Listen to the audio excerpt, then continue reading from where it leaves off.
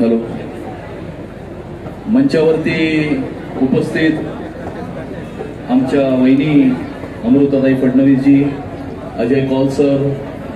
आपले खासदार रवींद्र वायकर साहेब, माझे मित्र समीर वानखेडेजी, संजय पांडेजी, चंकी पांडेजी, अल्ताफ पेवेकरजी, स्थानिक आमदार हरुण खानजी, मी सर्वप्रथम अजय कौल सरांचे अत्यंत मनापासून अभिनंदन करतो की त्यांनी एवढ्या मोठ्या संख्येने या ठिकाणी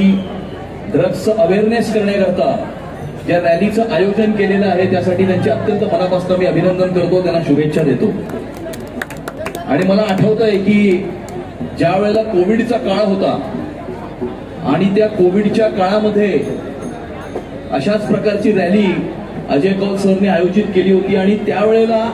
ज्या प्रकारे त्यांनी त्यांच्या शाळेतून जी सगळ्या समाजातील सर्व स्तरातील लोकांकरता रिलीफ देण्याकरता जे कार्य केलं होतं ते खरंच सलाम करण्यासारखं कार्य आहे आणि त्यासाठी त्यांचे मी अत्यंत मनापासून अभिनंदन करतो। आणि आज मला असं वाटतं की ही ड्रग्ज अवेअरनेसची रॅली आपण आयोजित करत असताना मी आलो तेव्हा समीर वानखेडेजी बोलत होते, कदाचित त्यांनी त्याचा उल्लेख केला असेल की खऱ्या अर्थानं आज आपल्याला कोणाचं अभिनंदन करायचं असेल तर ते महाराष्ट्राचे मुख्यमंत्री आदरणीय देवेंद्र फडणवीस साहेबांचं अभिनंदन करावं लागेल की त्यांनी ड्रग्सच्या आरोपींना मोका लावण्याचा कायदा जो महाराष्ट्राच्या विधानसभेमध्ये 2 तारखेला म्हणजे 2 जुलैला महाराष्ट्राच्या विधानसभेमध्ये अनाऊन्स केला आणि 9 जुलैला त्याचं विधेयक विधानसभेमध्ये त्यांनी पारित करून घेतलं 8 दिवसामध्ये, अशा रेकॉर्ड टाइम मध्ये। नाहीतर आपण बघतो की अनेकदा नेते अनेक घोषणा करतात परंतु त्या घोषणा कधी सत्यामध्ये उतरत नाहीत, पण आदरणीय देवेंद्रजी असे नेते आहेत की अनेक इन्फ्रास्ट्रक्चर प्रोजेक्टचं भूमिपूजनही त्यांनी केलं आणि त्याचं उद्घाटनही तेच करत आहेत। आणि त्यामुळे अनाऊन्स करणं आणि खऱ्या अर्थानं विधेयक आणणं, आणि आपण बघितलंय की 2022च्या नंतर ते उपमुख्यमंत्री होते आणि गृहमंत्री होते, महाराष्ट्राच्या पोलिसांनी रेकॉर्ड अशा प्रकारचा ड्रग्ज हा जप्त केलेला आहे। रेकॉर्ड ड्रग्ज जप्त केले संपूर्ण देशामध्ये। जर ड्रग्ज जप्त करण्यासाठी कोणाचा रेकॉर्ड असेल तर तो महाराष्ट्राच्या पोलिसांचा रेकॉर्ड आहे, कारण देवेंद्रजींचा खंदा पाठिंबा मुंबई आणि महाराष्ट्राच्या पोलिसांच्या पाठीशी होता। आणि आता मुख्यमंत्री झाल्यानंतर त्यांनी अशा प्रकारचा जो कायदा पारित केलेला आहे, मला असं वाटतं की खऱ्या अर्थानं आपल्या देशाच्या युवा पिढीचं रक्षण आणि संरक्षण करण्याकरता त्यांनी हे जे पाऊल उचललेलं आहे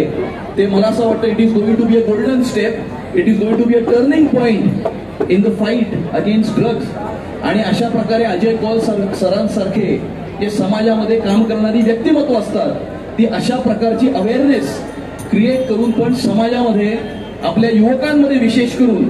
जे एक प्रकारचं अवेअरनेस क्रिएट करतात। मला असं वाटतं की देवेंद्रजींसारखा राज्यकर्ता, आपलं असलेलं सरकार आणि अजय कौल सरांसारखे व्यक्तिमत्व या सगळ्यांच्या जॉईंट एफर्टनी येणाऱ्या काळामध्ये पूर्णपणे आपण ड्रग्जला आपल्या समाजातून उखडून फेकून देऊ अशा प्रकारचा आपण सर्व मिळून सर्वांनी हा संकल्प केला पाहिजे। समीरजी पण इथे आहेत, त्यांनी ड्रग्सच्या विषयामध्ये खूप अभूतपूर्व अशा प्रकारचं काम, ते ज्या वेळेला त्या एनसीबी मध्ये होते त्यावेळेला त्यांनी अभूतपूर्व अशा प्रकारचं काम केलेलं आहे। आणि अशा प्रकारच्या समाजातल्या सर्व